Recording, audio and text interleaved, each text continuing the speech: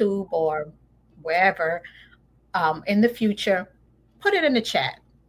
So, small power, focusing on things we have control over that may seem small and insignificant, but make a difference.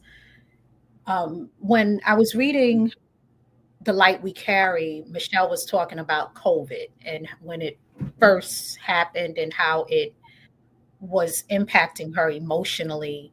And she started knitting, and she found that there was so many things she couldn't control.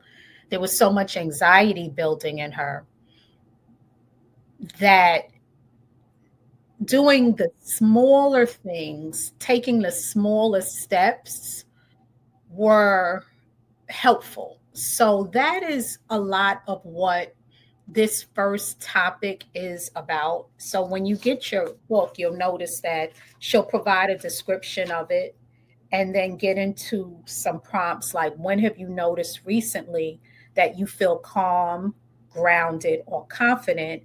And what were you doing when you felt that way? Um, because focusing on small steps can build our confidence. So I did some research in this area and found that completing small steps, we tend to focus on the big stuff in life. We want to make mega changes across the board. But when we do small steps, it does bring a sense of psychological satisfaction because when we complete something, it makes us feel better and more whole.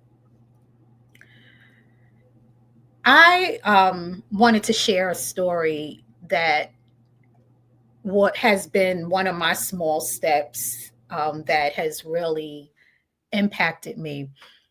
I used meals and meal planning over the last couple of years as a daily small power. So during the COVID years, meal planning, preparation, and cooking was a way to do something every day that could add some routine during a time when routines were all over the place. And I was also concerned about health, like many of us. And I was worried about, in the early days, I'd lost some family members and close loved ones to COVID. So I started really being more intentional about closely planning meals. And I was also witnessing the damage that COVID had, especially on like younger people, our adolescents and our teen groups, and like younger adults. And there was all sorts of accounts of increases in opioid use and deaths by suicide, especially within that group. There's so much you can't control, but I looked at daily meal planning and preparation as a way to build resilience. What I didn't realize at the time that I was doing something called tending and befriending. Um, so, tending and befriending is a survival response. We hear a lot about flight or fight, and we don't hear as much about tending and befriending, but it is another survival strategy.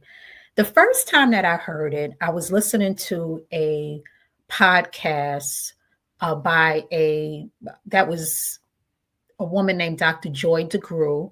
She has done a lot of work around post-traumatic slave disorder, and had this really great discussion on this podcast called The Man Enough, and it is on YouTube if you're interested in checking it out. The episode was called Access to Respect, and they were talking about respect, and Joy was talking about how women tend to have built resilience because we tend and befriend.